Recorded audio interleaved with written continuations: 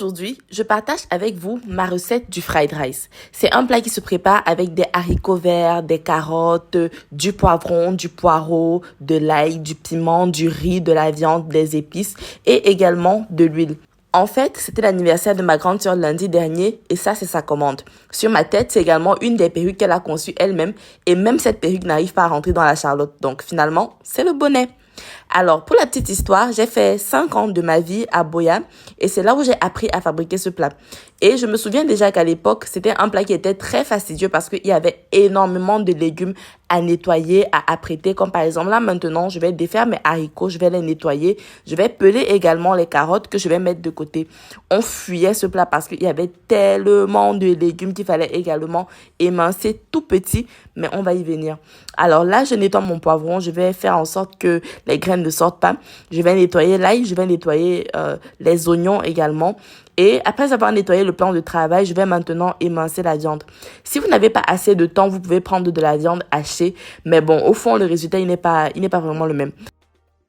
Donc, je vais assaisonner ma viande avec du sel, du poivre et également un peu d'huile pour faire en sorte que le tout prenne et fonde plus rapidement. Donc, je vais la mettre de côté. Maintenant, je vais reprendre mon hachoir à légumes, heureusement. Et je vais donc hacher très finement les oignons. Là, ça va carrément disparaître dans la marmite. Et je vais faire exactement pareil avec l'ail d'un côté et avec le poireau de l'autre. Donc, on va mélanger tout cela, on va les mettre de côté. Et je vais donc prendre ma première marmite. Je vais mettre un peu d'ail haché à l'intérieur et un peu d'oignon également que je vais faire revenir progressivement. Je vais rajouter un peu d'huile et je vais prendre le riz que j'ai préalablement rincé 2 fois que je vais faire frire à l'intérieur, d'où le nom de la recette. Donc, on va faire frire, on va remuer doucement, on assaisonne, on met un peu de sel, un peu de poivre et surtout, on veille à ce que le riz devienne blanc. Voilà, ça doit être vraiment comme sur l'image et ça colle. On rajoute de l'eau chaude parce que sinon, vous courez le risque que votre riz devienne pâteux et on met de côté. Là, maintenant, je vais émincer tous mes légumes, à savoir les haricots verts, les carottes, les poivrons et tout. Et je reviens vérifier mon riz qui doit avoir cet aspect, à savoir des graines. Donc maintenant, je vais faire la sauce à part. Je vais prendre l'huile que je vais faire chauffer et je vais faire revenir la viande à l'intérieur. Donc, je vais laisser comme ça pendant quelques minutes, le temps que la viande ramollisse d'abord toute seule. Puis, je vais rajouter de l'ail, tout l'ail.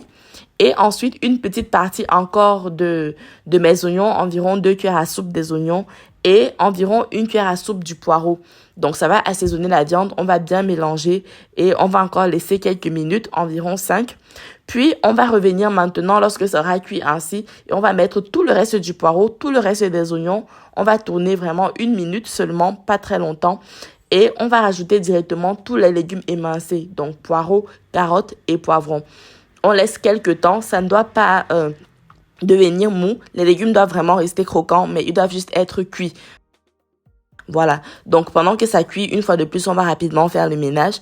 Et dès que c'est bon, dès que l'on a essuyé la paillasse et tout, on va maintenant venir récupérer notre sauce qui, voilà, elle doit être déjà prête. Et également notre riz que nous avions mis de côté tout à l'heure. Donc les deux se mélangent hors du feu, voilà. Et ça se mélange progressivement. Si vous n'avez pas fait brûler le riz, vous pouvez mélanger directement dans la marmite du riz comme ce que je suis en train de faire. Mais si vous avez fait brûler le riz, c'est mieux d'enlever le riz et de le mettre peut-être dans une cuvette. Donc on tourne, on ajoute la sauce au fur et à mesure pour être sûr que tout le riz soit parfaitement mélangé. Et dès que c'est comme vous voyez dans la vidéo, vous pouvez soit remettre au feu pour que ça saisisse encore un peu, soit servir tel quel. Et voilà, votre riz est prêt. Bon. Bien entendu, on dit charité bien ordonnée commence par soi-même. Donc, avant que ma soeur n'arrive, moi, je vais d'abord goûter le riz là. Ah, mon Dieu, le goût de ça, c'est trop bon. Allez, une fois de plus, les détails de la recette en commentaire.